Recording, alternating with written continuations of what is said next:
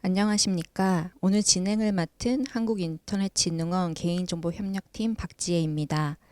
개인정보보호위원회와 한국인터넷진흥원이 개최하는 2025년 글로벌 개인정보보호 웨비나에 참석해 주셔서 감사합니다. 이번 웨비나에서는 한국과 EU 개인정보보호 법제에 관심이 있으신 기업 담당자분들을 모시고 한 EU 동등성 인정 제도 활용 안내, GDPR 소개와 관련된 주제로 이야기를 나누어 볼 예정입니다. 세미나 시작에 앞서 간단히 안내 말씀을 먼저 드리겠습니다. 먼저 설문조사에 대해 안내 드립니다. 향후 더 나은 개인정보 보호 컴플라이언스 지원을 위한 것이니 적극적인 참석 부탁드립니다. 설문조사 링크와 경품 안내 관련 자세한 사항은 참석자분들의 개별 이메일로 송부드렸으니 확인하시어 응답 부탁드립니다. 본 줌 채팅창에도 설문 링크가 있으니 활용하시기 바랍니다.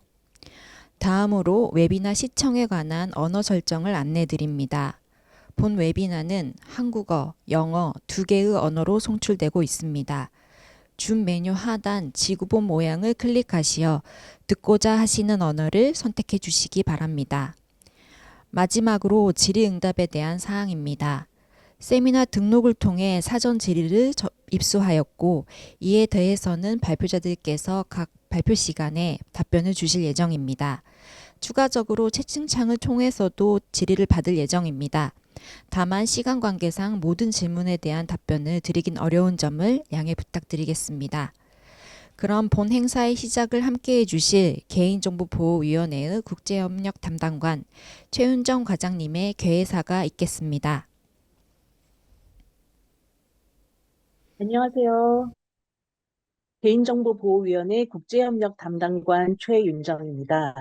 우선 바쁘신 중에도 한 EU 동등성 인정 제도 설명에 참석해 주신 모든 분들께 매우 감사의 말씀을 드립니다.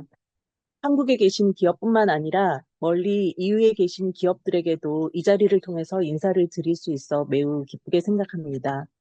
특히 이른 시각에 이 시 측에서도 참석해 주셔서 매우 감사드립니다.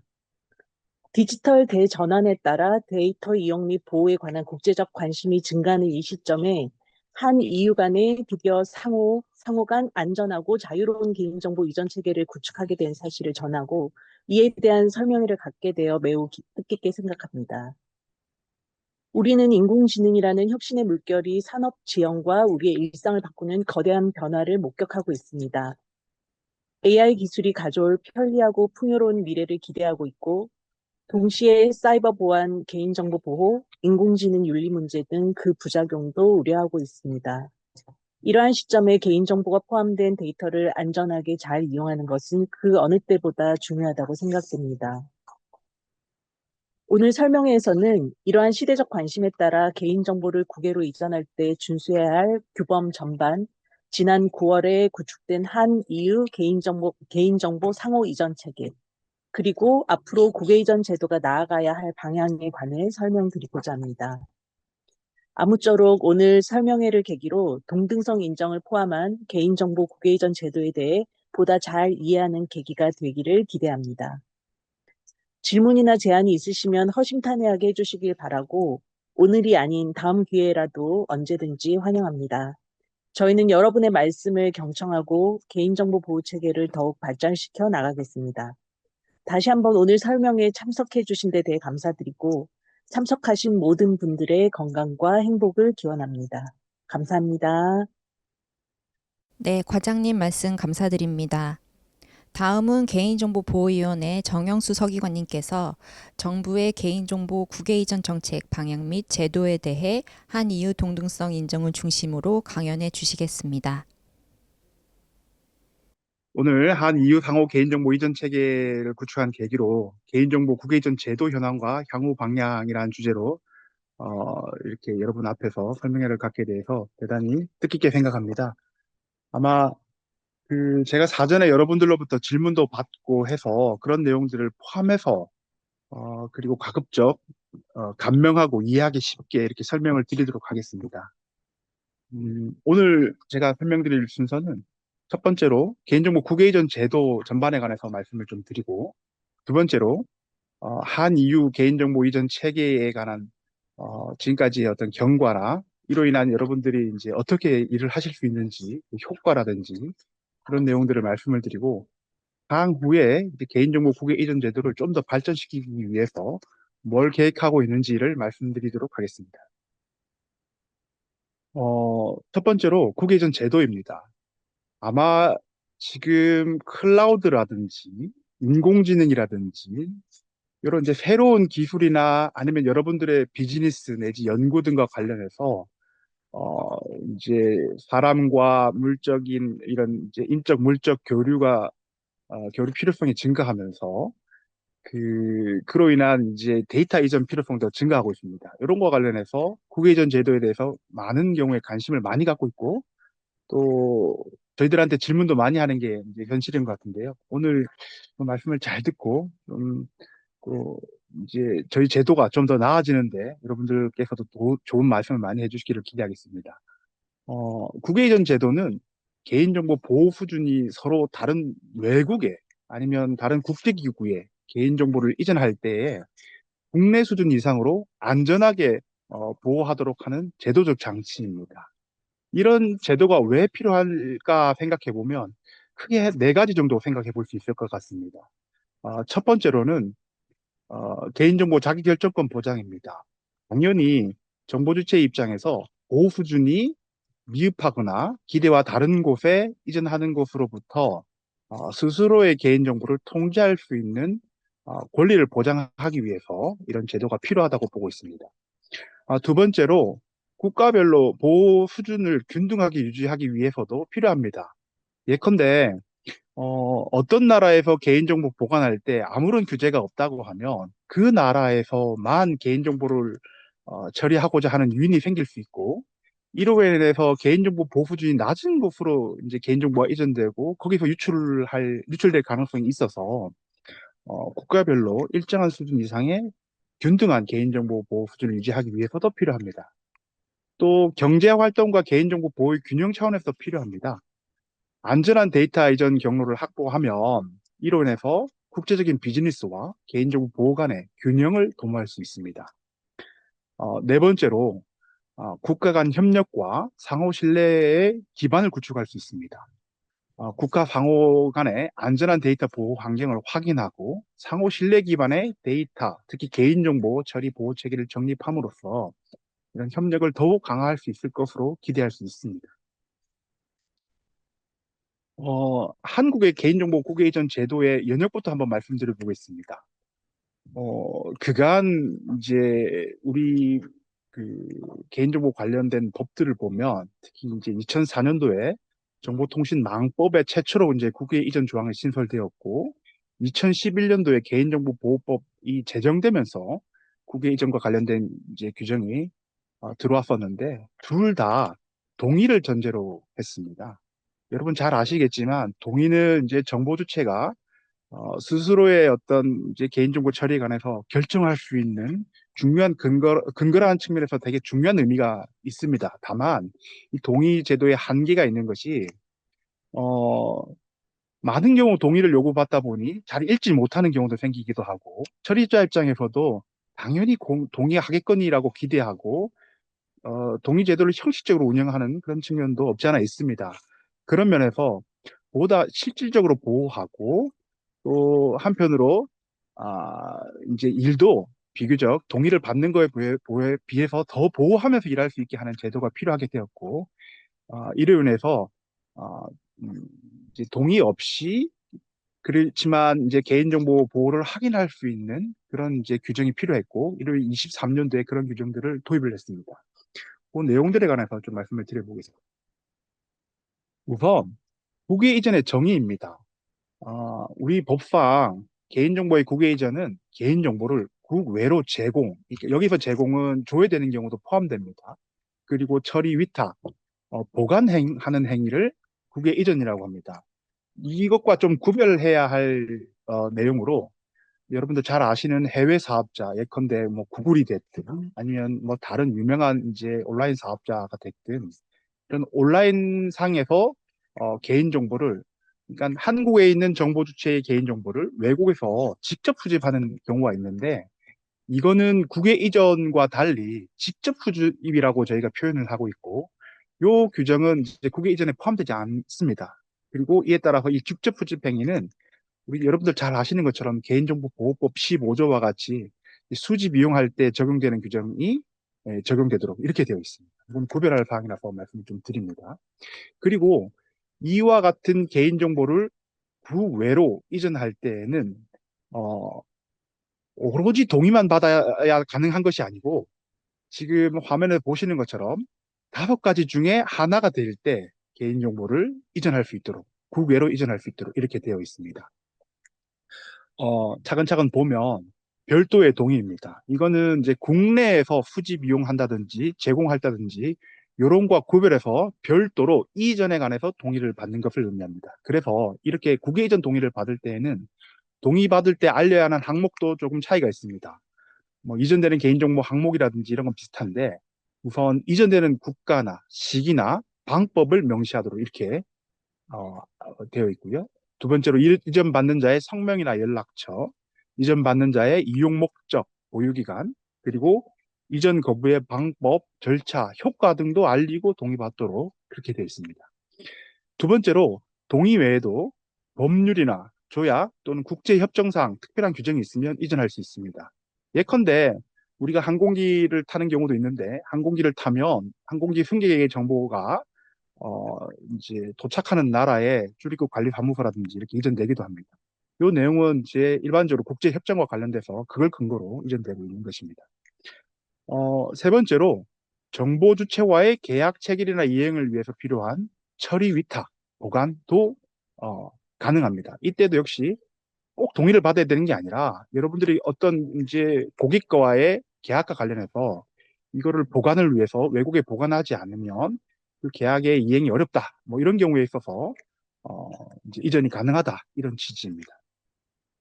네 번째로 개인정보보호위원회가 고시한 인증을 받으면 여기서 이제 인증을 받는 주체는 이전 받는 기업이든지 아니면 이전 받는 주체가 이런 인증을 받으면 개인정보 이전할 수 있는데 이 인증에는 우리 개인정보보호법상 그 ISMSP를 인증으로 하고 있는데 이 인증을 받으면 이전 받을 수 있습니다.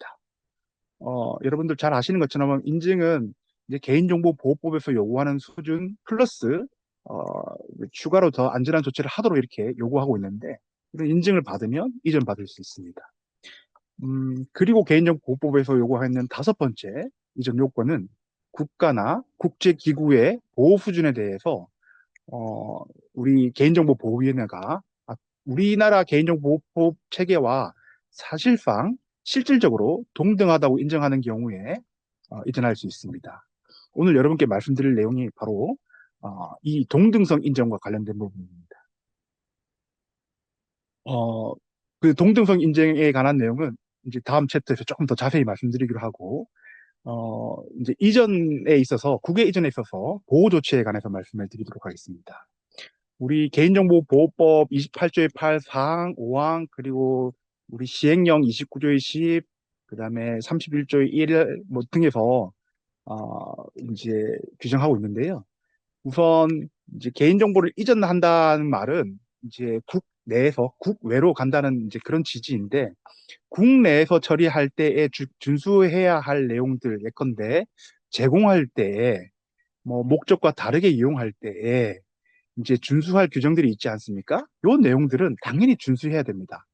국외로 이전한다고 해서 국외 이전 여건만 갖추었다고 해서 국내에서 이제 준수해야 할 그러니까 국내 제3자한테 제공할 때 준수해야 할 사항들을 깡그리 무시하고 이렇게 하면 다른 규정의 위반에 해당될 수 있으니 주의하실 필요가 있습니다. 그리고 개인정보보호법을 위반하는 내용으로 국외 이전 계약을 체결하는 것을 금지하고 있습니다. 또 한편 이전할 때 보호해야 할 어, 이제 개인정보에 대해서 안전조치 의무는 당연히 해야 됩니다. 또한 이런 이전 사실을 개인정보 처리 방침에 작성해서 공개하도록 되어 있습니다. 아울러 개인정보보호법은 재이전하는 경우에 있어서도 이전 규정을 준용하도록 그렇게 되어 있습니다. 우리나라에서 어, 이제 A라는 나라에 개인정보를 이전했으면 A에서 다시 B로 이렇게 이전할 때 있어서는 어, A가 이제 A 국가에서 B 국가로 이전할 수 있는지 여부와 관련해서 우리가 이제 이전할 때 요건도 준수하고 이와 같이 안전조치도 준수해야 된다 이런 말씀입니다. 네. 그리고 국외 이전 중지 명령 제도도 있습니다. 이건 뭐냐면 개인정보를 국외로 이전했는데 이제 이전된 곳에서 어, 더 이상 보호받기 어렵다든지 침해가 큰다든지 아니면 침해가 예상된다든지 이런 경우에 있어서 이전을 중지하도록 함으로써 그런 추가적인 피해를 방지하고자 하는 제도인데요.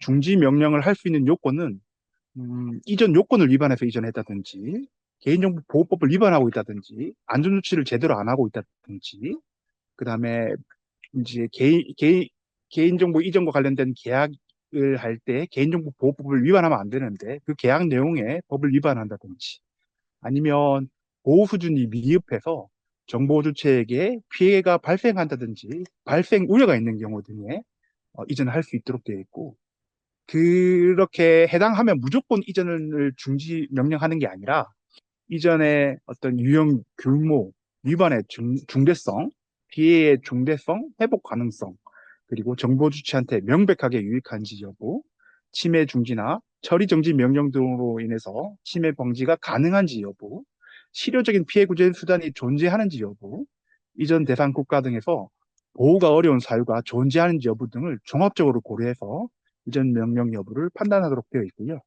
이렇게 이전 중지 명령을 할 때에도 어, 산업계나 시민단체나 법률 전문가 등으로 구성되어 있는 국외 이전 전문의의 평가를 필수적으로 받게 되어 있고 이때에 특히 심사할 내용이 법령 위반의 중대성이라든지 피해의 심각성이라든지 이런 걸 중점적으로 검토해서 결정하기로 합니다.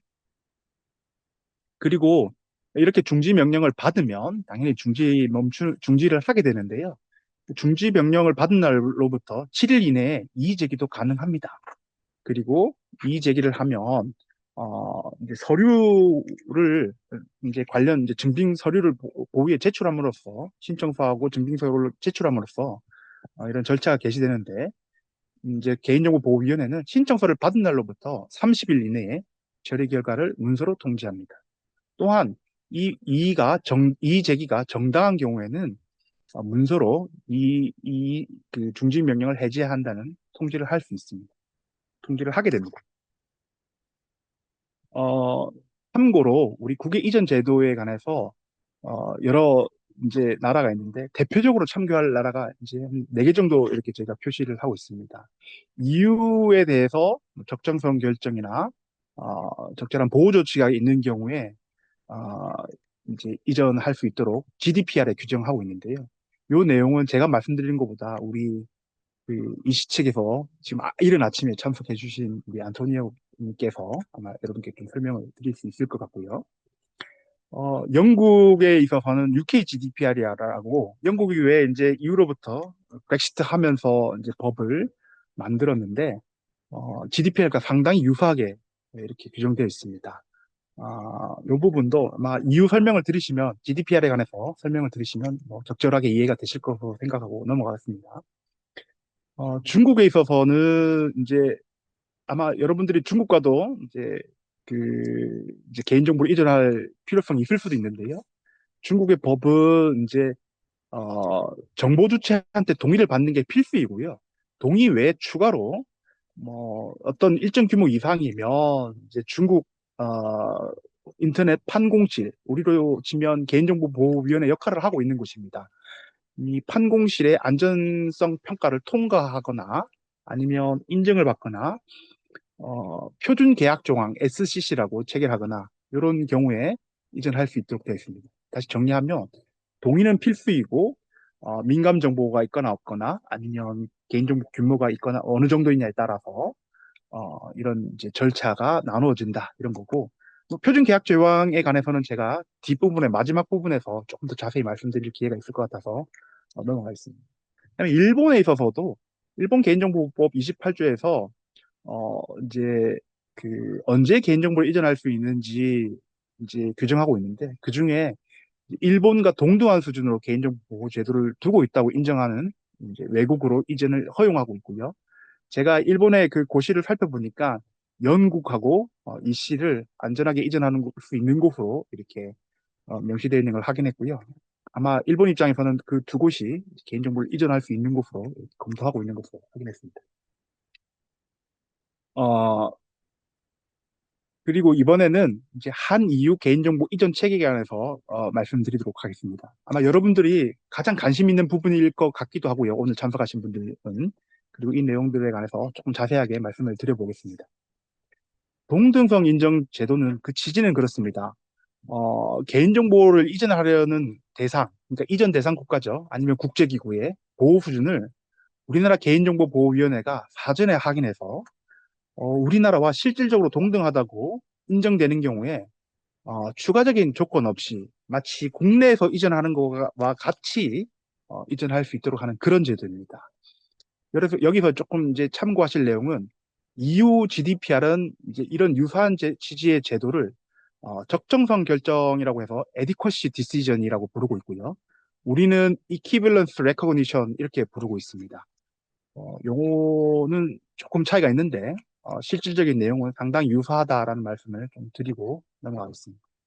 이렇게 동등성 인정 제도는 어떤 이제 의의가 있냐면 아까 이제 동의 제도에 관해서 간단히 말씀을 드렸는데 동의를 받아서 이전하게 하면 잘 아시는 것처럼 이제 뭐 수지 비용이라든지 제공이라든지 할 때에 동의를 받는 경우가 종종 있는데요. 그런 동의도 받아야 되고 또 국외로 이전할 때 또 동의를 받고 하는 이런 동의에 따른 부담이 조금 줄어들면서 동시에 어, 그 정부가 개인정보보호위원회가 이전 받는 곳에 개인정보 보호 수준을 확인했기 때문에 보호 수준도 담보된다. 이런 두 가지 장점이 있습니다. 이론에서 뭐 비즈니스가 됐든 연구가 됐든 이런 것들이 좀 더 활발하게 이루어질 수 있다. 그런 기대할 수 있는 부분이 있습니다.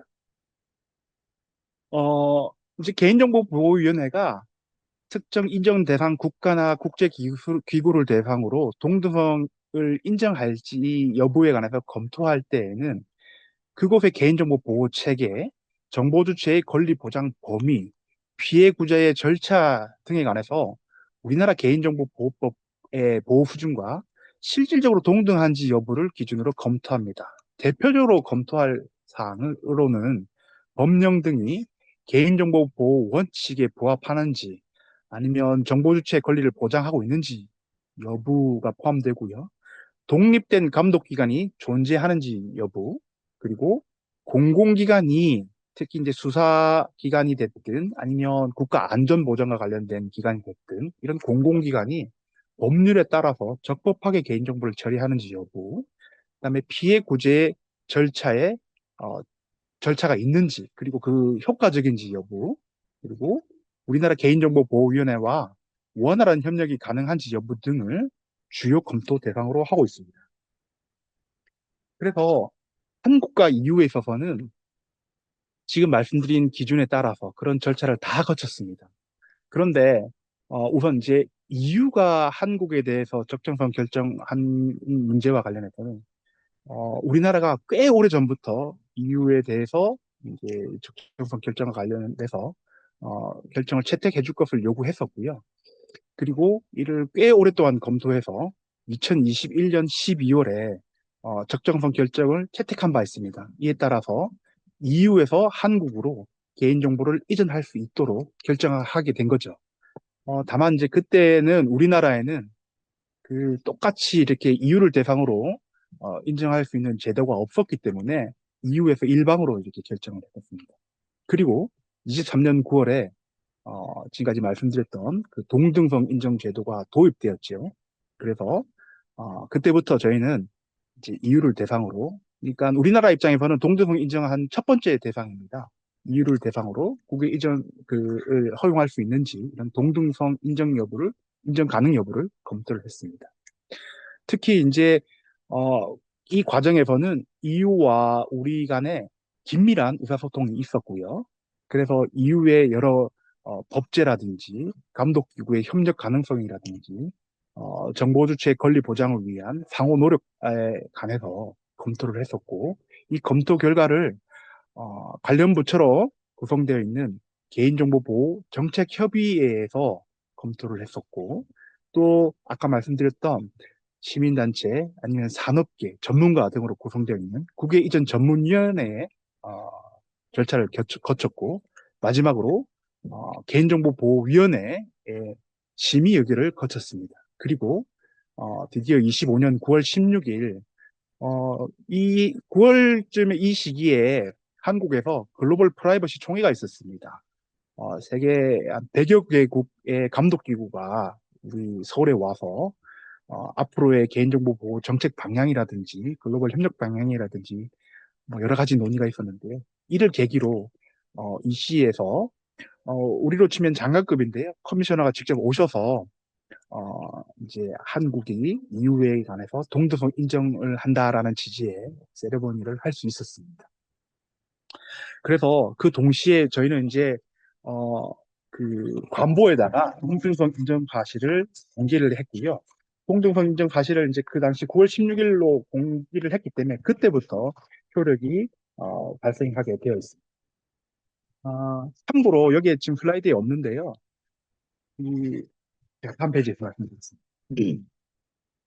이런 이제 그 동등성 인정 검토하고 그래서 인정한 효과로는 어떻게 되냐면 이제 사실 검토한 결과 GDPR에 따른 그리고 다른 이제 규정에 따른 EU의 개인정보 보호 수준은 우리나라 개인정보 보호 수준과 실질적으로 동등하다라고 저희가 판단을 했습니다. 또 동시에 EU 그리고 EDPB에서 저희와 같이 이제 협의한 사항은 정보 주체가 적절한 감독 기구를 알지 못해서 피해 구제를 요청하기 어려운 경우에 있어서는 이 정보 주체가 우리 개인정보보호위원회에다가 좀 도와달라고 요청할 수 있고, 그러면 개인정보보호위원회가 어, 이제 EU 측에다가 책임 있는 감독기가 누군지 확인을 요청할 수 있고, 이때에는 EDPB, 그러니까 EDPB는 뭐냐면 유럽 개인정보보호 이사회인데요.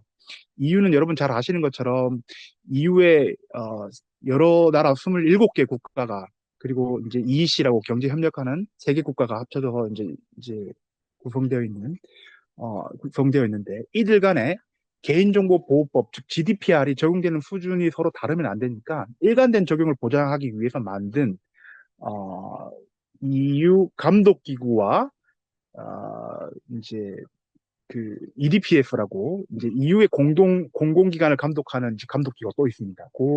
그들이 모여서 만든 이제 기구인데요. 이 EDPB에서도 우리나라의 개인정보보호위원회의 요청에 따라서 어, 이제 적절하게 예, 조사하고 처분할 수 있는 권한을 갖고 있는 이제 기구가 누구인지 확인해주고 그 확인을 받아서 정보 주체한테 저희가 이제 통지하는 그런 절차를 채택했습니다. 이로 인해서 이제 우리는 개인정보보호법 아까 보신 것처럼 국외 이전을 할 수 있는 요건을 보셨습니다. 이제 보신 것처럼 우리나라 개인정보 처리자는 한국의 이제 개인정보를 마치 EU를 마치 한국인 것처럼 생각하고 국내에서의 이전과 똑같이 이전할 수 있게끔 27개 EU 27개 국가와 유럽 경제지역 EEA에 포함되는 3개국의 컨트롤러 또는 프로세서에게 개인정보를 이전할 수 있도록 이렇게 됩니다. 다만 이번 이제 동등성 인정은 우리 주민등록법에 따른 주민등록번호 와 신용정보법에 따른 개인 신용정보의 이전에 관해서는 영향을 미치지 않도록 이렇게 했습니다. 아, 이 내용은 이제 그 관계부처의 이제 의견과 앞서의 이제 그 이유가 우리한테 해줬던 적정성 결정 이런 것들 여러 가지 사항들을 고려해서 이렇게 정리되었음을 안내드립니다. 그래서 지금 이제 여기서 이제 슬라이드에 없는데 한 가지 좀 추가로 말씀드릴 사항은 뭐냐면 여러분들이 지금 이제 아마 여러분들은 아마 사업자 내지 처리자 입장에서 이렇게 오셨겠지만 또 동시에 개인정보에 관한 정보 주체이니까 알고 계시면 좋을 내용인데 혹시 이제 EU 국가에서 개인정보 침해가 있다라고 판단을 내릴 때 어디에 신고하고 조사를 요청할 건지에 관해서 조금 모르실 수도 있는데요.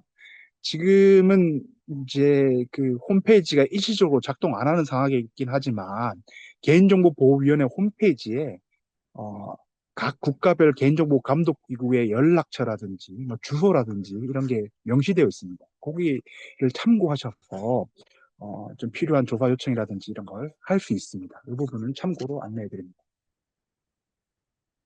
근데 실질적으로 이제 이전이 이렇게 됨으로써 이제 어떤 효과가 있을까 이런 건데요. 여러분 아마 많은 경우 질문을 하신 게 그러면 이제 이후로 이전하려면 어떤 절차를 추가로 뭐 채택해야 되나요? 제가 신청을 어디에 해야 되나요? 뭐 이런 취지의 질문이 제일 많았던 것 같습니다. 정리하면 아무런 추가적인 절차 필요 없습니다. 그냥 국내법을 잘 지켜서 국내에서 처리하는 것처럼 이후에도 이전하시면 됩니다.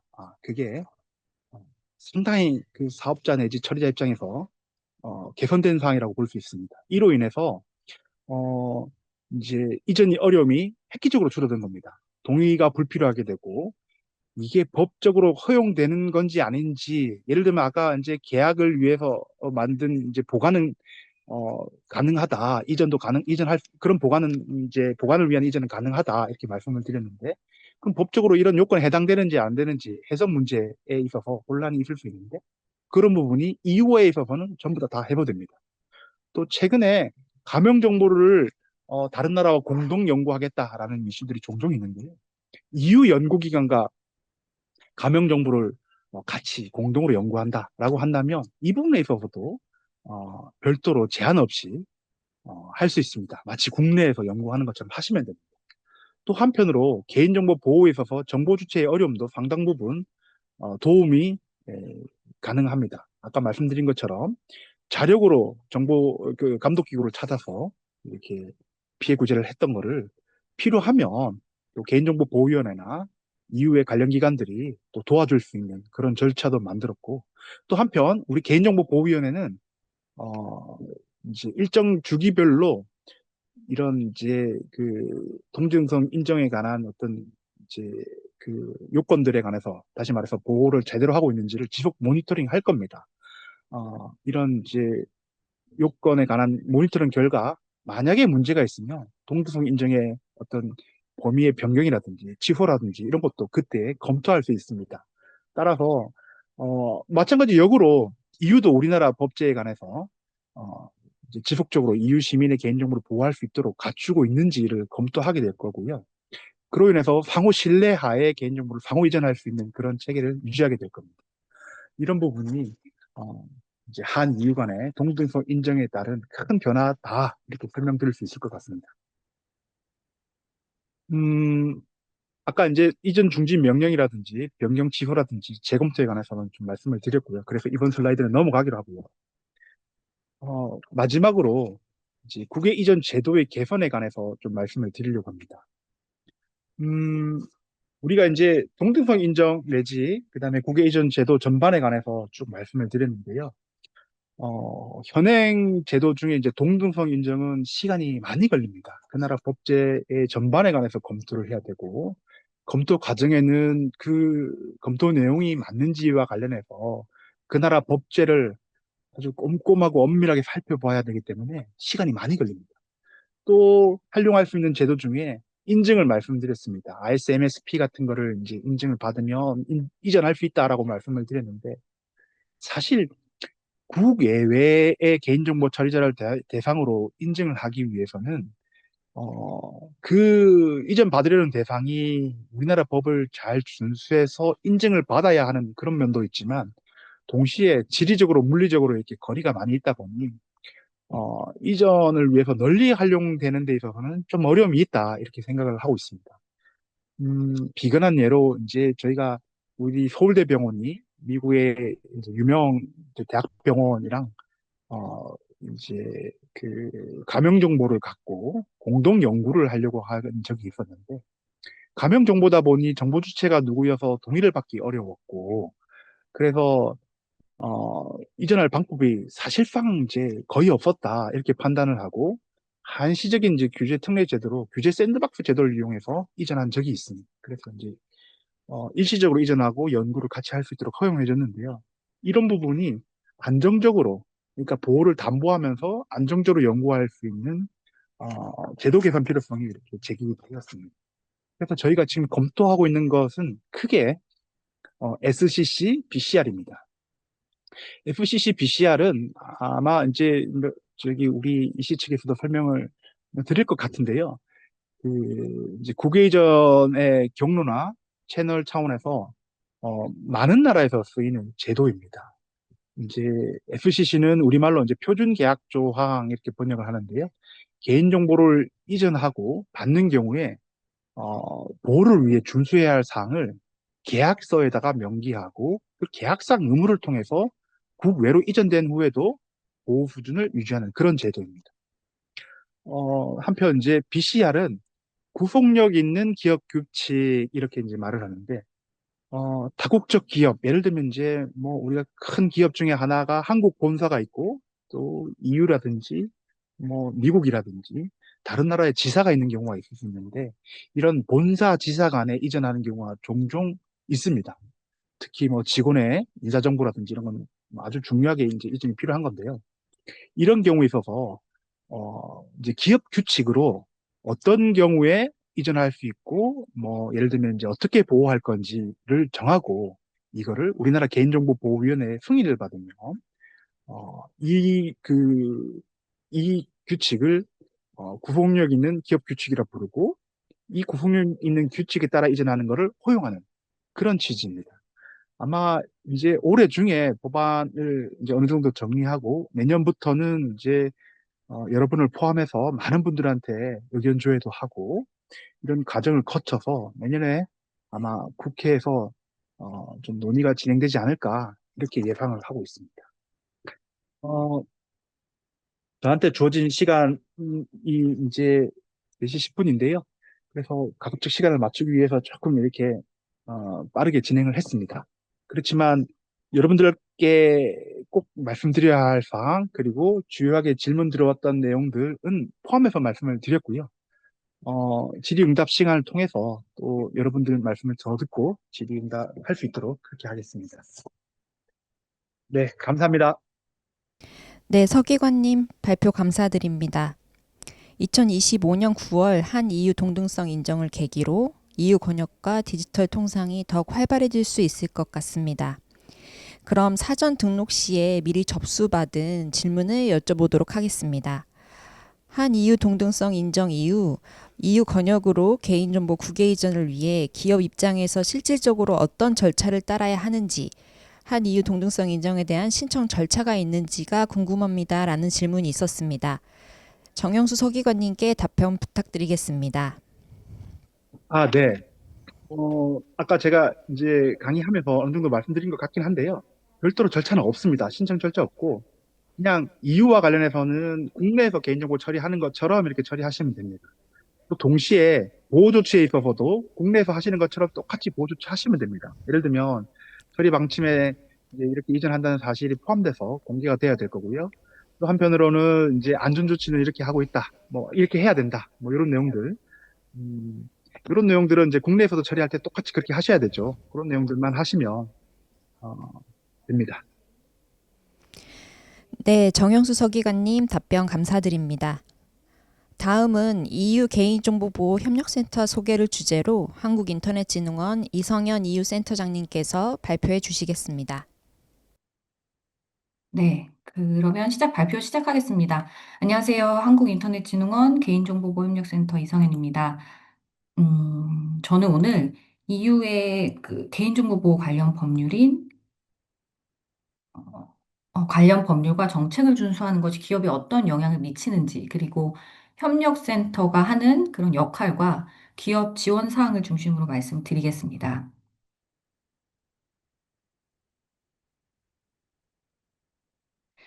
네, 최근 우리나라뿐만 아니라 전 세계적으로 개인정보를 기반으로 한 그런 디지털 서비스가 폭발적으로 늘었습니다. 하지만 이런 개인정보가 기업의 경쟁 자산으로 활용되는 만큼 유출이나 뭐 침해 사고도 함께 많이 늘고 있는데요. 즉, 개인정보를 활용한 기술 발전과 그리고 서비스의 확산으로 새로운 기회가 생기는 동시에 기업과 개인 모두 개인정보 보호의 중요성을 더욱 실감하게 되는 시대가 된 것 같습니다. 이런 상황에서 우리나라를 포함해서 각국은 자국의 법 체계 안에서 보안 강화와 또 규제 정비에 더 많은 노력을 기울이고 있습니다. 이 대표적인 사례가 바로 EU의 개인정보 보호 규정인 GDPR인데요. 이 GDPR은 이제 단순한 지역 내의 규제가 아니라 그런 글로벌 기준으로 자리를 잡았습니다. 그래서 EU 내에서 사업을 하시지 않더라도, 아니, 사업을 하더라도 또는 법인이 EU에 있지 않더라도 EU 거주자의 데이터를 처리하거나 또 모니터링하는 모든 기업은 이 GDPR을 반드시 준수를 해야 합니다. 근데 문제는 이 GDPR이 개인정보 보호에 관한 일반 원칙 중심으로 설계가 되어 있고 또 조항의 그 범위가 광범위해서 해석의 여지가 있다 보니 이를 정확하게 이해하고 또 실무에 적용하는 것이 쉽지 않다는 점입니다.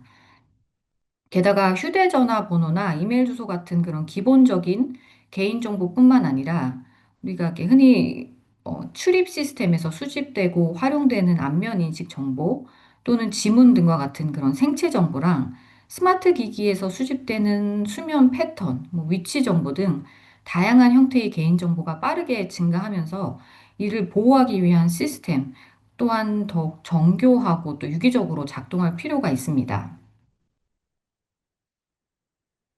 그럼 EU 법규 준수와 규제 대응이 왜 중요한지, 그리고 우리 기업들이 왜 어려움을 겪는지 살펴보고 나서 이에 대응하기 위한 협력센터의 주요 지원 사항을 차례로 말씀드리겠습니다.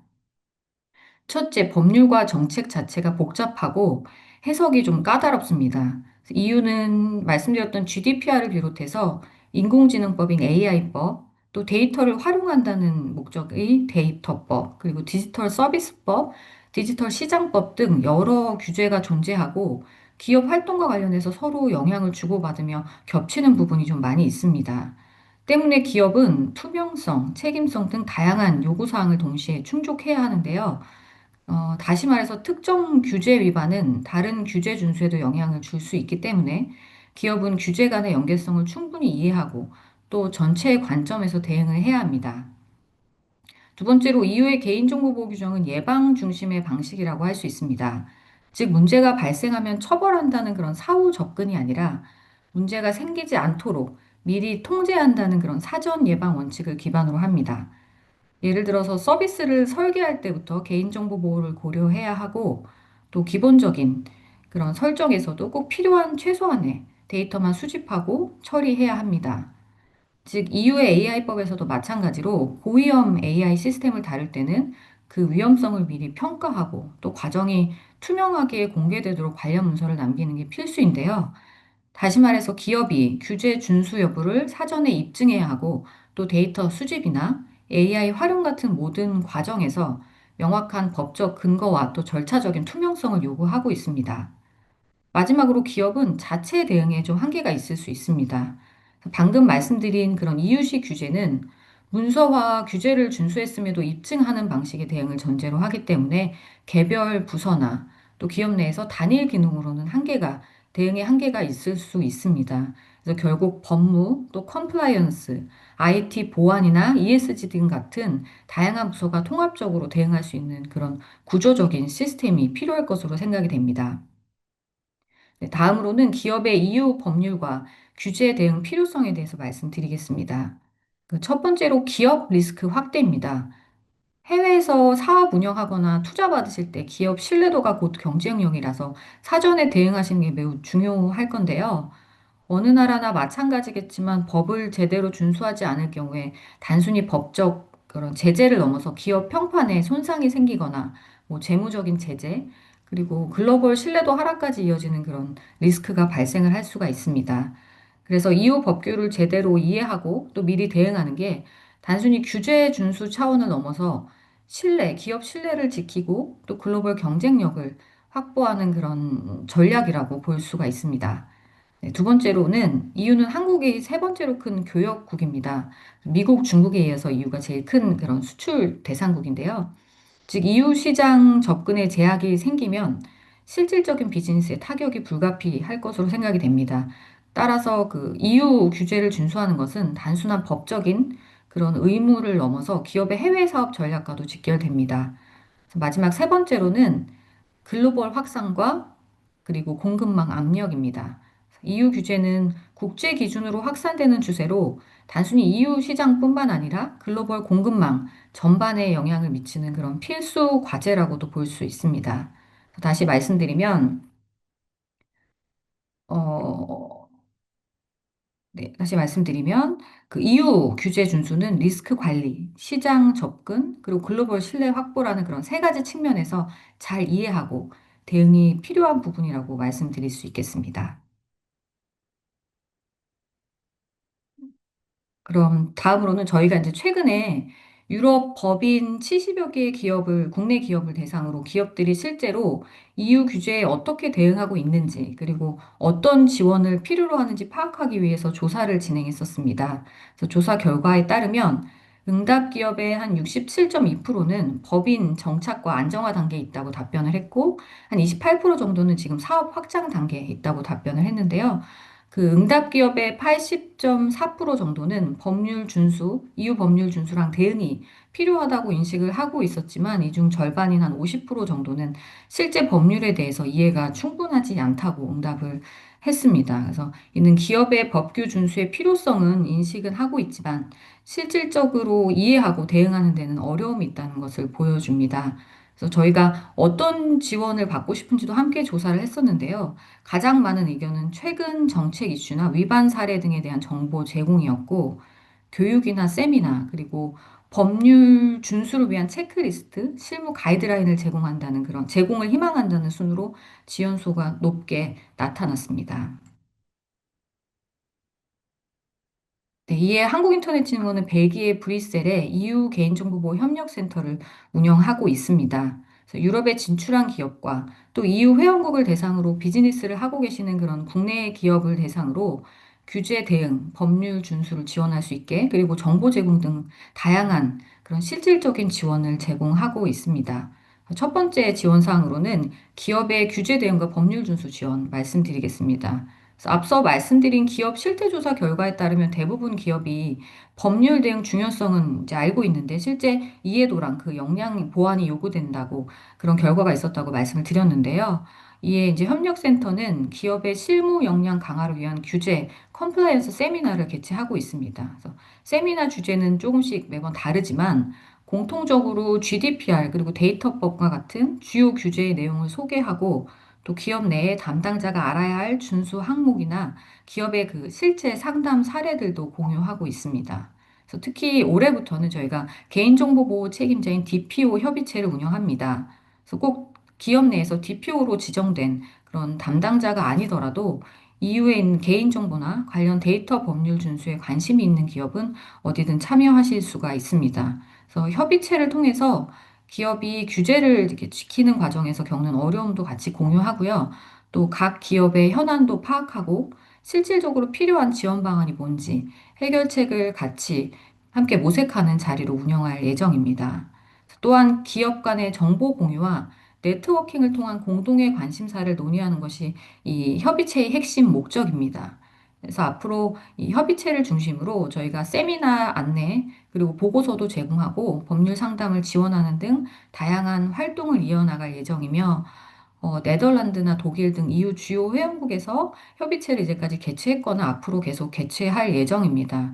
그래서 관심 있는 기업이나 담당자분들은 제 이메일 주소로 기업 정보 그리고 안내 연락처를 남겨주시면 제가 개별적으로 자세히 안내를 드리겠습니다. 그 다음 이제 저희 지원 사항으로는 협력센터에서는 개인정보보호 GDPR이나 데이터 관련 그런 법률 상담을 진행하고 있습니다. 그래서 기업에서 법률 해석이나 뭐 특정 조항의 적용 여부 등에 대해서 많이 문의를 주시는데요. 이와 관련해서 키사 차원에서 혹은 필요시에는 이후에 이제 관련 기관에 직접 확인해서 답변을 또 저희가 드리겠습니다.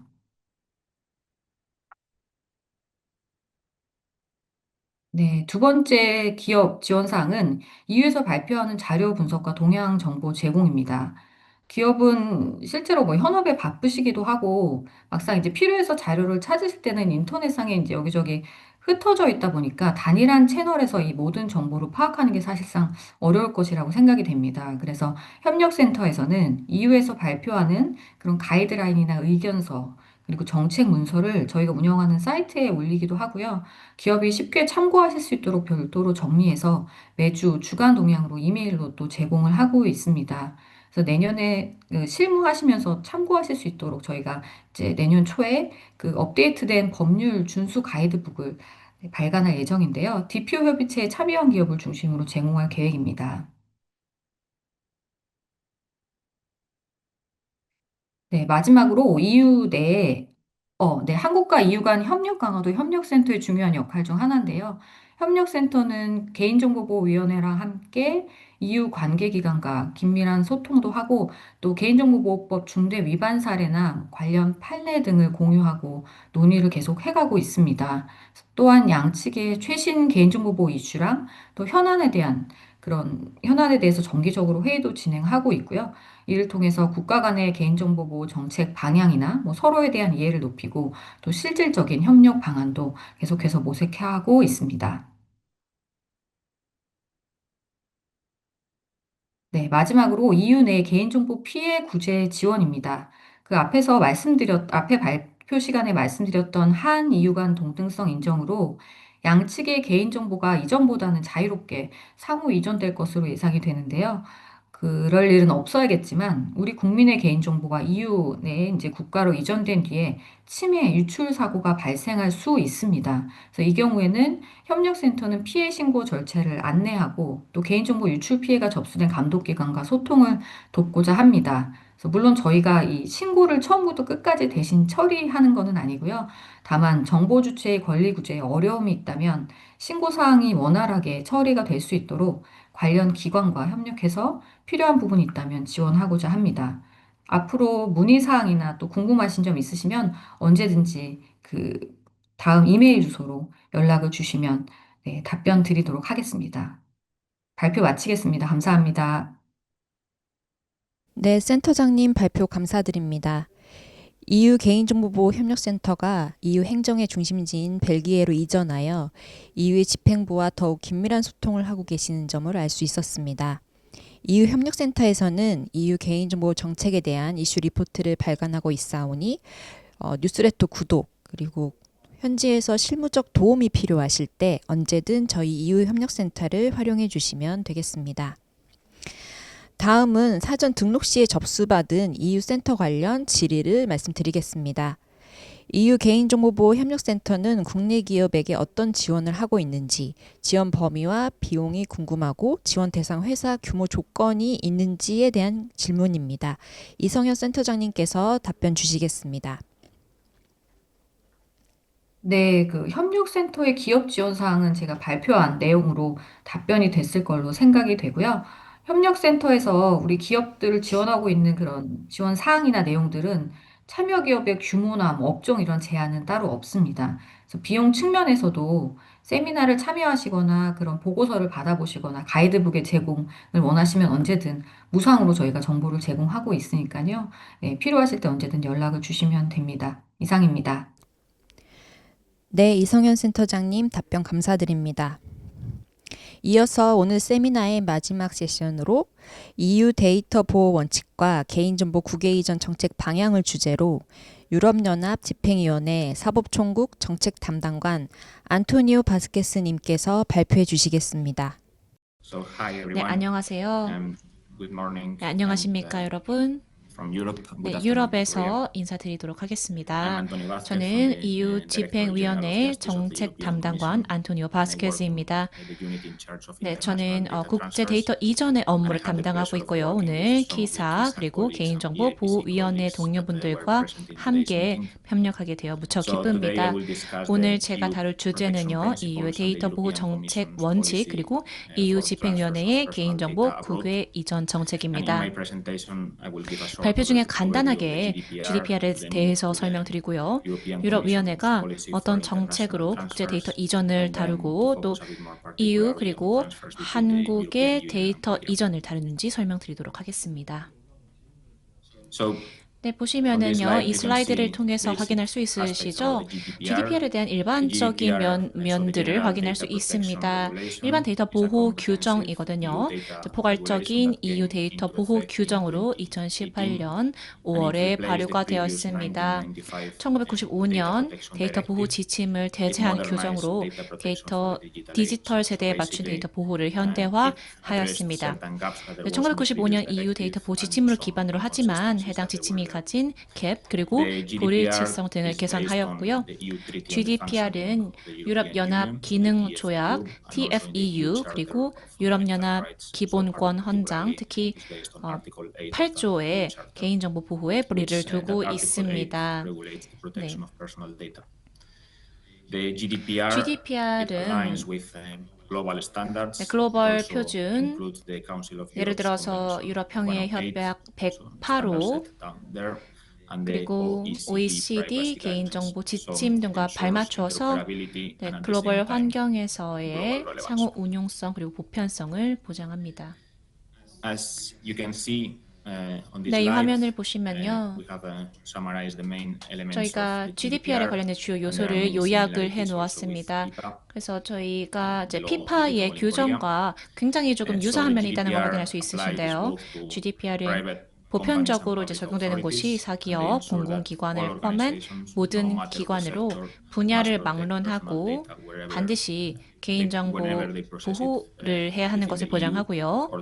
해당 정보가 EU 내에서 처리되거나 EU 거주자를 대상으로 하는 경우에도 해당이 됩니다.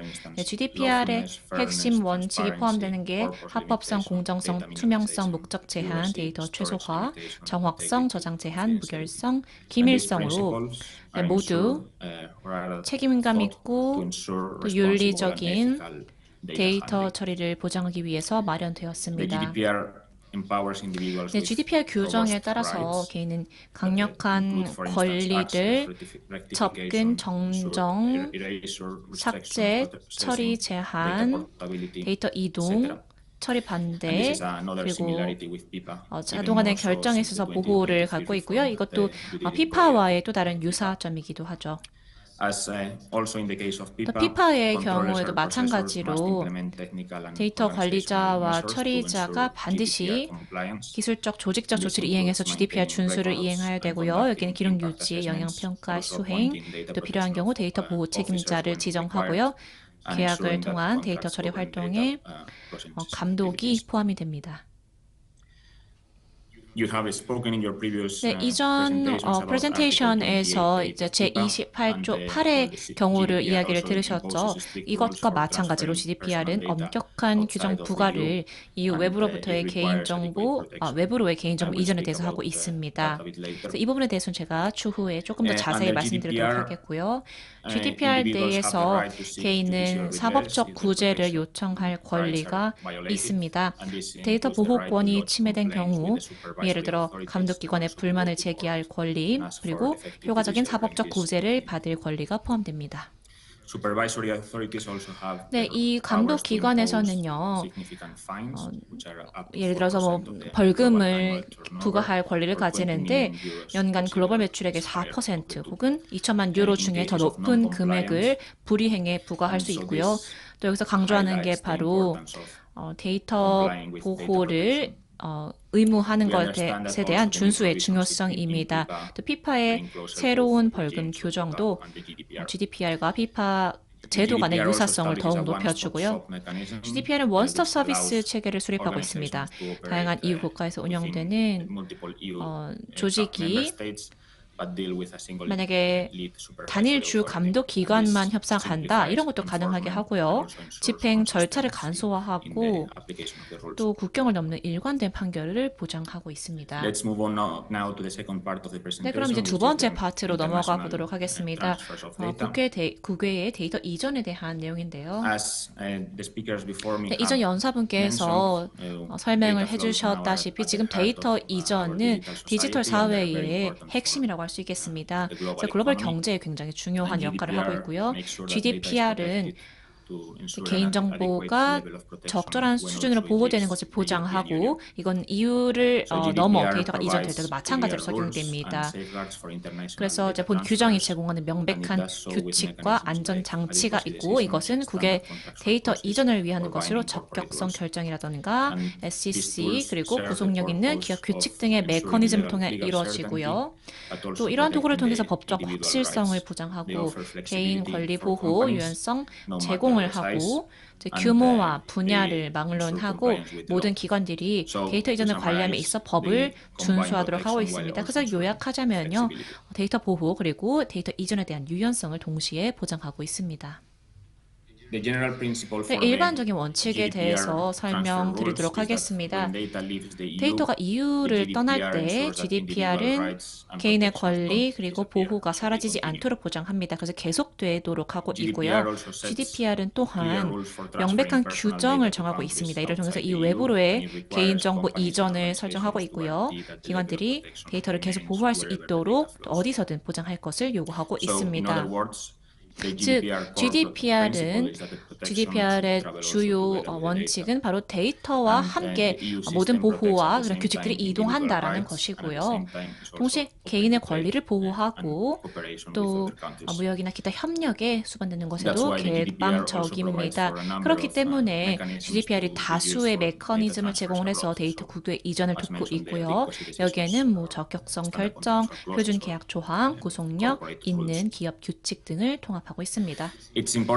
그래서 또 중요한 부분이 이러한 도구들 중에 어느 것도 동일한 GDPR 수준의 보호를 요구하지 않고요. 이에 상응하는 수준을 요구한다는 것이고요. 이제 각 시스템이 충분히 다르다는 것을 고려하고 있다는 것입니다. 네, 다음 슬라이드로 넘어가면요. 네, 적격성 판단에 관한 것인데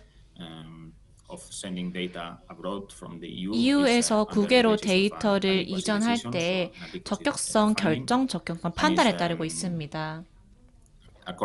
이것은 EU 집행위원회에 따라서 이 커미션에 대해서 채택된 것으로 저희가 EU와 동등한 수준의 개인정보 보호를 제공해야 한다는 원칙을 따르고 있는데요. 이 적격성 결정의 결과로 개인정보가 자유롭고 안전하게 EU 외부로 이전이 가능하고요. 유럽 경제 지역에 포함하는 27개 EU 국가, 노르웨이, 아이슬란드, 리히텐슈타인 등의 3국의 추가적인 조건이나 승인 없이 가능합니다. 그래서 달리 말씀드리면요. 데이터를 EU에서 제3국으로 이전할 때 데이터 전송이 이제 동일한 방식으로 처리가 된다는 것입니다. 적격성 결정이 국가 전체에 대해서 채택되기도 하지만 그것이 아닌 경우도 있습니다. 예를 들어서 이 위원회가 평가나 승인을 통해서 지역이나 구역이나 아니면 특정 부문에 대해서도 허용하면서 유연성을 보이고 있는데요. 제가 말씀드렸다시피 적격성 판단은 가장 포괄적인 GDPR 하의 이전 도구입니다. 그래서 국가가 승인을 받으면요. 개인정보는 자유롭게 EU에서부터 이전될 수가 있고요. 뭐 추가적인 계약이라던가 규칙이 필요하지 않습니다. 그래서 훨씬 편하게 사업을 이어갈 수 있고요. 또 글로벌 데이터 공유의 신뢰를 구축할 수도 있겠습니다.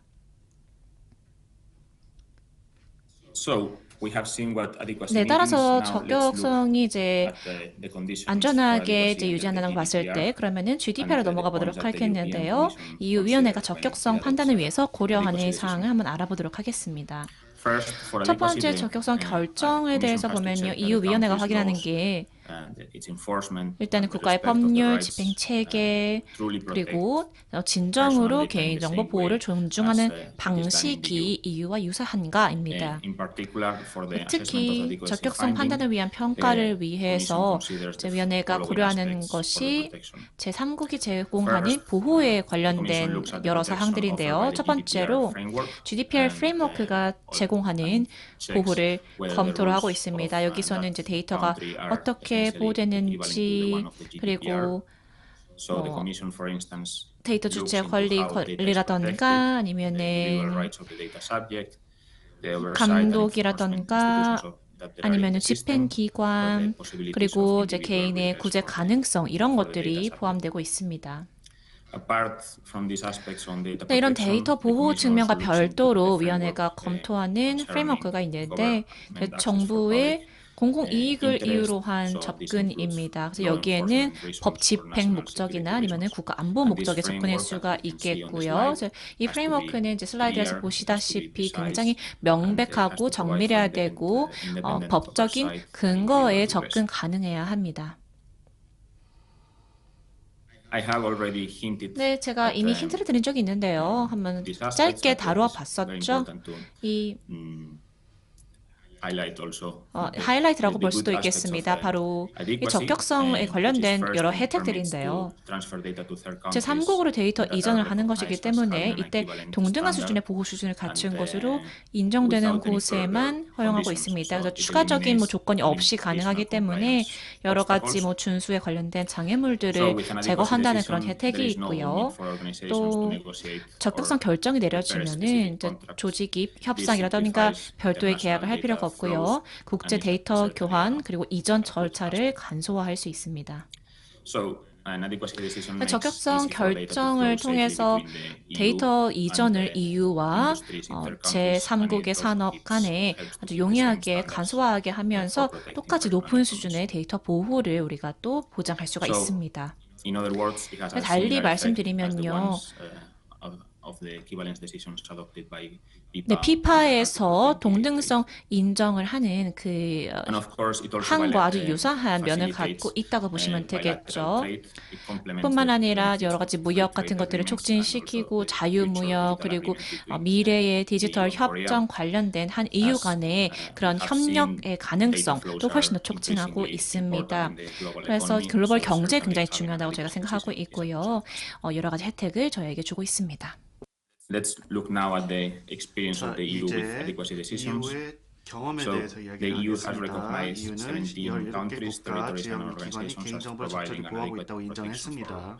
personal data, and this list includes 이 major 목록에는 economies like South Korea, 한국, Canada, 캐나다, Japan, the 일본, United 영국, Kingdom, and the 미국과 같은 United 주요 States 경제국이 for the 포함됩니다. data privacy framework. 데이터 프라이버시 프레임워크에 따라서요. And we are happy to share that 그래서 this list is also 이 expanding. 리스트가 So the 확장되고 Commission 있다고 continues to engage with more and more 있습니다. EU countries that 집행위원회는 offer 라틴 아메리카에서 this 아시아, 아프리카 safe 이르기까지 protections 점점 더 많은 from 국가와 Latin America to 협력을 Asia and 하고 Africa. 있습니다. And to give you an example, 그래서 we are in the 예시를 final stages of adopting 드리자면요, 우리는 현재 adequacy 브라질과 decision 상호 for Brazil, 적정성 협정을 체결하고 which 있습니다. is very similar to the one of Korea. 한국과의 협정과 We hope 유사하고요. at the beginning of 내년 next 초에 year 발효될 예정입니다. there will be developments in this sense. So in total, these adequacy decisions ensure that the free flow of data 그래서 in an 이러한 area 적정성 comprising more 결정은 than 1 10억 billion 명 people 이상의 인구와 and 전 is 세계 worth GDP의 약 around 60% 60%에 of the 해당하는 world's 지역에서 GDP. 데이터의 자유로운 흐름을 보장합니다. So this is by far the largest 이는 area of 전 free 세계에서 and safe 자유롭고 data 안전한 flow. 데이터 흐름이 가장 활발하게 이루어지는 And also 지역인데요. it has an additional benefit, which is that 더욱이 전 many 세계 countries 여러 around the 국가, world, so from Colombia to 콜롬비아에서 Morocco 모로코 or 또는 Switzerland, 스위스죠. EU 적정성 결정을 자국 관할권 내 데이터 전송에 대한 유효한 전송 메커니즘으로 인정을 합니다. Adequacy decisions are also living documents, so they are the basis for further cooperation. 그래서 So for instance, the 즉 European EU가 Commission 특정 has 국가를 established 적정성 a 평가를 network 통과한 한 국가로 인정을 하면요, 해당 국가는 유럽 경제 지역 from 30개국 relevant 외에도 in 다른 the jurisdictions that enjoy 12개국부터 자유로운 데이터 adequacy 흐름의 decisions 혜택을 from the 자동으로 European 누리게 됩니다. And this network serves to strengthen 이러한 승수 효과는 cooperation by EU these 적정성 different 평가 countries 결정에서만 so that 나타나는 data can continue flowing 고유한 효과입니다. 데이터가 계속해서 safely. 안전하게 It's also 흘러 an 들어갈 수 important 있도록 forum 하는 to 것이죠. exchange some best practices. 그래서 최선의 관행을 공유하는 중요한 형식이기도 So 하고요. we are determined to continue developing this network. 그래서 이런 네트워크를 계속해서 개발시키고자 하고 있습니다. Apart from adequacy decisions, we have already hinted at 적성성 that. 결정 Data can flow 외에도 from the EU to a third country on 향후 협력에 기반이 되죠. 특히 some other different tools. 유럽 For instance, 집행위원회에서 contractual tools. EU So 적정성 when 결정을 받은 an 모든 adequacy 관할권 decision is 유관 not 장관과 데이터 보호기관 책임자 하나로 모은 적정성 네트워크를 구축했고요. 여러 다양한 툴을 지금 사용하고 있는데 컨텍츄얼 툴이죠. 그래서 EU 레벨에서의 프로텍션을 제공을 하고자 하고 있습니다.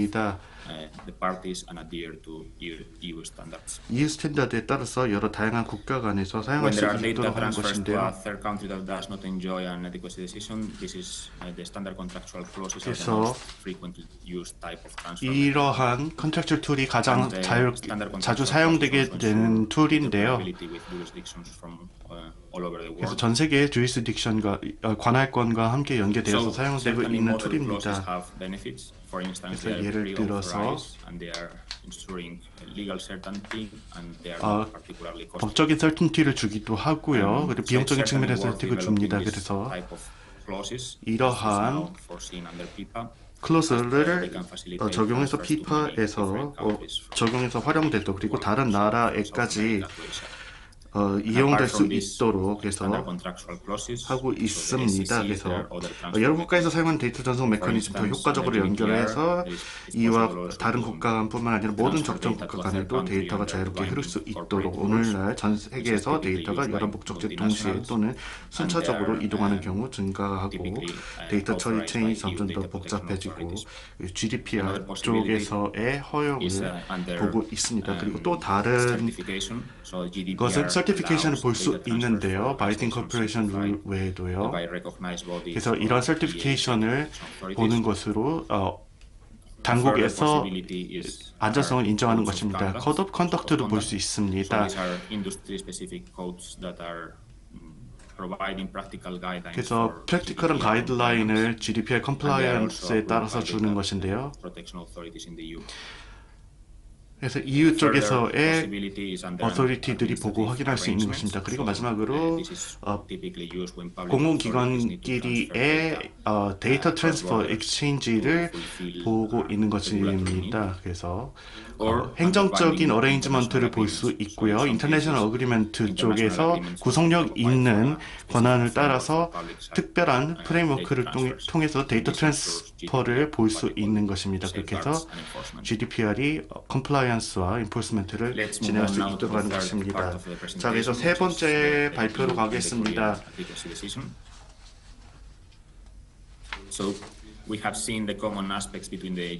그래서 GDPR과 피파의 공통점을 봤고요. 적정성 결정 외에도 다음과 같은 다양한 도구를 사용해서 EU에서 제3국 데이터를 전송할 수 있습니다. 그래서 저희들은 전략적인 파트너고요. 특히 디지털 시대에서 굉장히 중요한 것이죠. 그래서 EU와 한국 쪽에서의 자유 FTA가 만들어졌죠. 그렇게 해서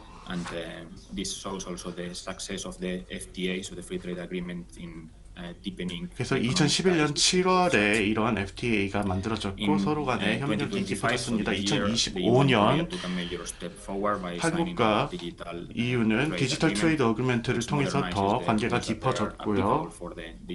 그래서 디지털 이코노미 쪽에서의 개발을 보고 있었고요. 그래서 인터내셔널 데이터 플로우에 있어서 상황을 보고 있습니다. 그리고 2021년입니다. EU Adequacy Decision이 한국에 대해서 만들어졌고 그 다음에 2025년 상호 적정성 어레인지먼트가 만들어졌습니다.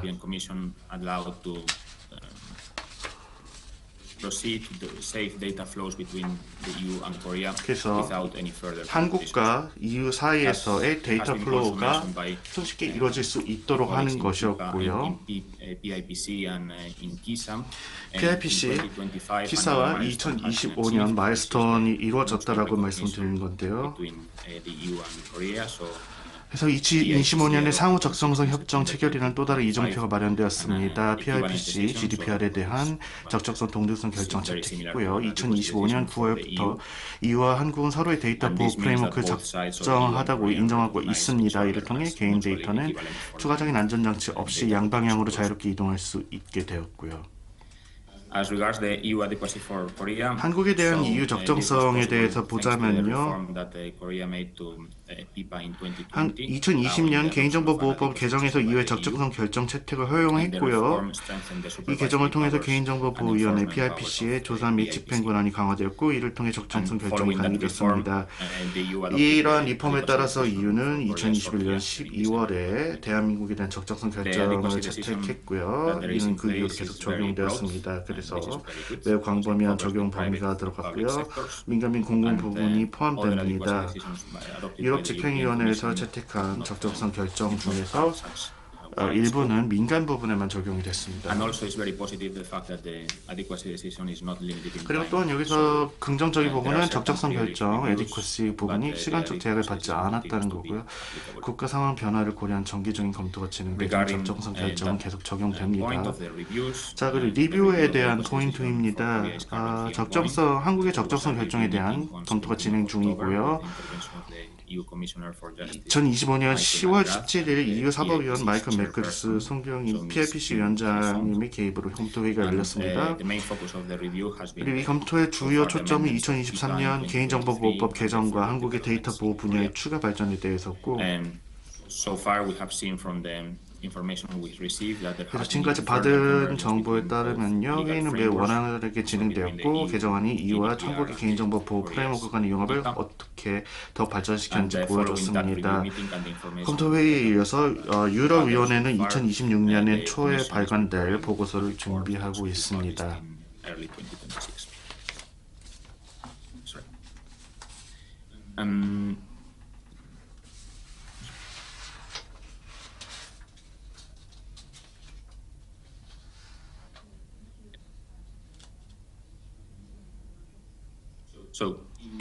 그래서 마지막으로 결론을 내리겠습니다. 상호 적정성 결정에 대한 것입니다. 2025년 9월 16일 한국과 EU에 대한 동등성 결정 채택한 이후 5억 명 이상의 사람들이 포괄하는 자유로운 데이터 흐름 영역이 마련되었습니다. 그래서 양측 간의 긴밀한 무역 관계가 형성되었습니다. 2025년 9월인데요. PIPC EU에 대한 동등성 결정 발효가 되었고 아까 말씀드린 대로 5억 명 이상의 사람들이 포괄하는 자유로운 데이터 흐름 영역이 마련됐고요.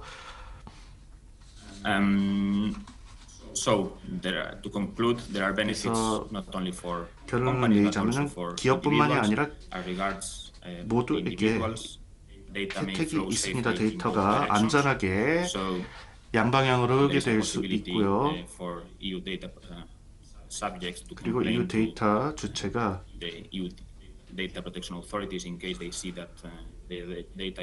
데이터가 적절한 방향으로 전송되고 한국으로 전송되고 있다는 것을 볼 수 있게 되었고요. 그리고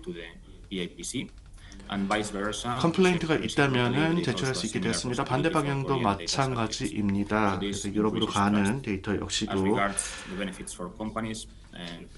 안전하게 보장이 되어서 기업뿐만이 아니라 개개인에게도 혜택이 들어오게 되었죠.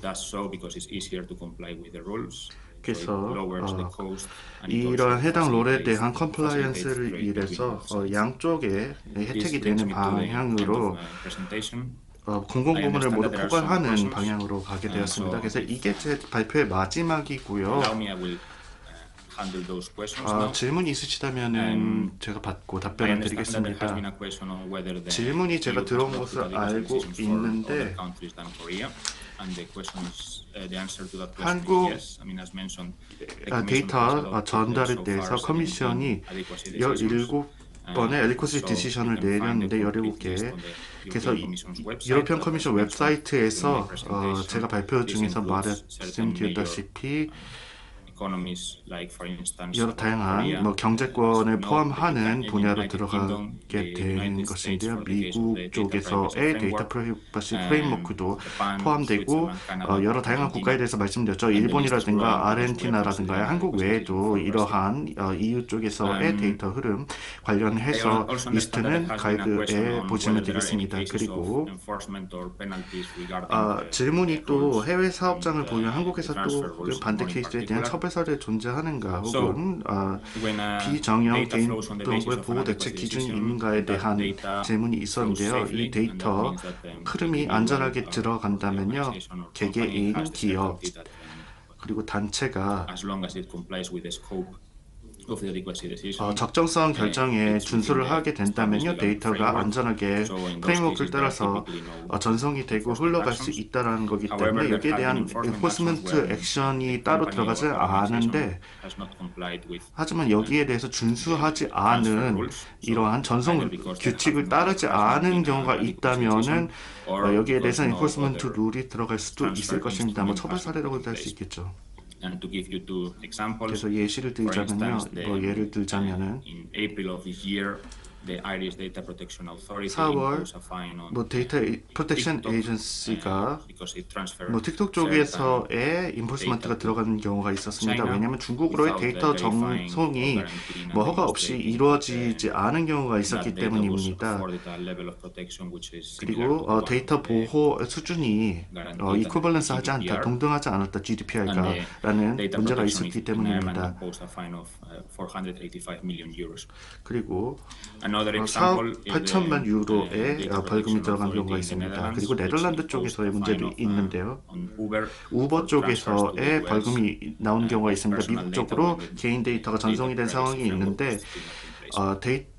개인정보 데이터 Finally, I 보호 understand that there is 프레임워크가 also a 아직 question on 이스타블리시가 whether there is 되지 않았기 any EU 때문입니다. guidelines or standard regarding unstructured personal data. 그리고 Unstructured Personal So, Data에 GDPR does 대한 not 질문이 contain a 있었는데요. specific definition GDPR은 of unstructured personal data, Unstructured Personal and, Data라는 것에 not 대한 특별한 정의가 없고요. there is not, to my knowledge, particular guidance.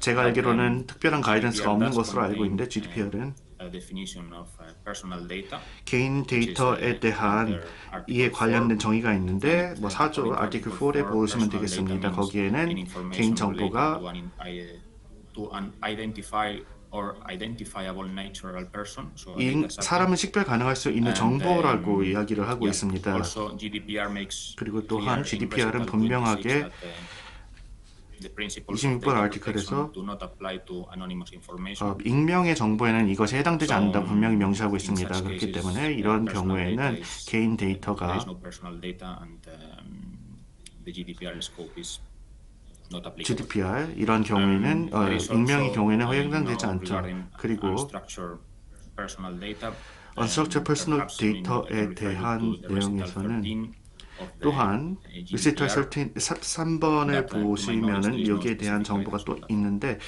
제가 알기로는 해당 사항에 대한 특별한 가이드라인은 없는 것으로 알고 있고요. 들어주셔서 감사합니다. 발표가 이걸로 마지막으로 마무리되었고 질문이 있다면 받겠습니다. EU 집행위원회 안토니오 바스케스님 발표 감사드립니다. 개인정보 국외 이전 관련 GDPR의 핵심 사항에 대해 파악할 수 있는 뜻깊은 시간이었습니다. 이것으로 발표 순서는 모두 마치겠습니다. 다음으로는 실시간으로 들어온 질의에 대해서 답변을 드리도록 하겠습니다. 실시간 질의에 대해서는 정영수 서기관님께서 답변을 주시도록 하겠습니다. 추가 질의 크게 한 4가지 정도 확인했습니다. 아마 여러분들께서 이렇게 동등선 결정 계기로 실질적으로 달라지는 게 뭐냐에 대해서 대단히 관심을 많이 가지시는 만큼 그와 관련된 질문을 추가적으로 하신 것 같고요. 막 큰 틀에서는 제가 이미 말씀을 드린 것 같긴 한데 다시 한번 좀 강조해서 말씀을 드리면 EU하고 그러니까 EU에 포함되어 있는 27개 국가하고 EEA 국가, 경제자유국가 30개국에 관해서는 상호간에 이제 개인정보를 주고받는 데 있어서 둘 다 각자의 나라에서 하는 것처럼 이전하면 된다라는 게 핵심이고 이를 위해서는 추가적인 절차가 없습니다. 뭐 동의를 또 받아야 된다든지 이런 건 전혀 없고요. 그냥 국내에서 하는 것처럼 하면 됩니다. 거기에 포함되는 개인정보는 직원정보 당연히 포함되고요. 그래서 EU에서 이제 있는 지사가 EU 직원의 개인정보를 본사에 이전한다든지 거꾸로 한국에서 EU로 보낸다든지 상호 다 가능합니다. 다만 여기에는 주민등록번호, 그러니까 이제 우리나라 주민등록법에 따른 주민번호하고 신용정보법에 따른 신용정보는 대상이 아닙니다. 그리고 연구 목적으로 쓰는 가명정보 당연히 대상이 될 수 있고 가명정보도 한국에서 처리하는 것처럼 상호 이전해서 처리할 수 있습니다. 이제 질문 중에서 이 가명정보를 EU에 보내면 이거 익명정보로 볼 여지가 있지 않냐 이런 질문을 주셨는데 오늘 말씀드린 주제하고는 딱 이렇게 떨어지진 않지만 질문이 있어서 말씀을 드리면 이게 이제 익명정보 볼 수 있냐 없냐 이거는 전혀 다른 문제이고요. 거기서 알아볼 수 있냐 없냐 이제 이런 건데 일단 주는 입장에서는 가명정보이니 이걸 그냥 그 자리에서 익명정보입니다라고 말을 하는 건 좀 주의해야 할 것 같습니다. 그다음에 EU하고 우리가 이제 적정성 동등성 결정을 맺었으니 그리고 이제 EU하고 미국 간에 이제 그 상호 이제 그 EU에서 이제 미국을 대상으로 적정성 결정을 한 적이 있죠. 그러니까 이제 DPF를 기반으로 해서 이런 걸 근거로 하면 한국과 미국 간에도 이렇게 동등성 인정이 있었던 걸로 간주하면 안 되냐라는 취지의 질문이 있었는데요. 좀 전혀 다른 이야기입니다. 이제 한국에서 미국 가는 거는 별도의 절차가 있어야 되고요. 특히 이제 제2전 규정에 따라서 이제 EU에서 그러니까 한국에서 이전된 EU에서의 한국에서 EU로 이전된 정보를 다시 미국으로 이전할 때는 우리 법에 따른 이제 제2전 규정을 준수돼야 한다는 점 주의하셔야 됩니다.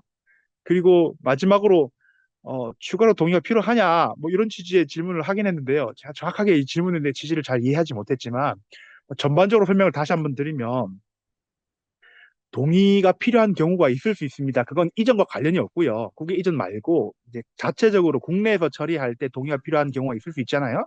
그게 수집이 됐든 제3자 제공이 됐든 이런 부분이 동의가 필요하면 뭐 여전히 동의 받아야 되고요. 그건 국내에서도 마찬가지고 국외로 이전되는 거에 관해서 뭐 국외 이전 규정 요건 5가지 중에 이제 뭐 동의 말고는 다른 거 해당하지 않을 때 동의 그 부분에 관해서는 동의 필요 없고 EU에 한해서는 그냥 이전하면 된다. 그런 정도로 정리가 될 것 같습니다. 제가 가급적 오늘 질문하신 것들은 다 좀 이렇게 그 채팅창에 올라온다든지 한 건 다 지금 소화하려고 했고요. 혹시 뭐 시간 때문에 오늘 질문을 다 소화 못했다면 저희 쪽에 뭐 전화도 좋고 메일도 좋고 아니면 국민신문고도 좋고 질문을 주시면 그거는 이제 답변 드릴 수 있는 건 바로 답변을 드리고 이게 조금 답변이 어렵거나 아니면 제도 개선이 필요한 건 또 그 나름대로 검토해서 좀 더 제도 운영이나 아니면 이제 제도 자체를 좀 뭐랄까요 좀 이렇게 잘 정리하는 데 필요한 내용들은 저희가 그렇게 정리해 나가도록 하겠습니다. 이제 저는 이것으로 답변을 마치겠습니다. 감사합니다. 네, 정영수 서기관님 답변 감사드립니다. 이것으로 현장 질답을 마치도록 하겠습니다. 기존에 안내드린 대로 웨비나 온라인 참석과 사후 설문조사를 완료하신 분 중 무작위로 20명을 추첨하여 경품을 지급할 계획입니다. 이번 주 주말까지 사후 설문조사를 진행하오니 많은 참여 부탁드립니다. 경품 당첨 발표는 다음 주 화요일 진행 예정으로 당첨자 대상으로 개별 이메일을 통해 당첨 사실을 안내드리겠습니다. 이로써 25년 글로벌 개인정보 보호 웨비나가 모두 끝났습니다. 참여해주신 모든 분들께 감사드립니다. 사후 설문조사 참여 QR코드를 웨비나 종료 시 화면에 띄워드릴 예정입니다. 여러분들의 고견을 아낌없이 작성해 주시면 감사하겠습니다. 제2회차 웨비나에 대해서 궁금하신 분들이 계실 것 같아서 안내 드리겠습니다. 제2회차는 12월 3일 수요일 한국 시간 기준 저녁 6시에 진행될 예정입니다. 유럽 지사 등에 소재한 우리 기업의 편의를 위해서 동일한 주제로 EU 권역 시차를 감안하여 개최하오니 지속적인 관심과 참여 부탁드립니다. 추가 문의사항은 문의처로 이메일 또는 연락 주시면 운영사무국에서 답변 드리도록 하겠습니다. 그럼 지금까지 시청해 주신 분들께 다시 한번 감사드립니다. 감사합니다.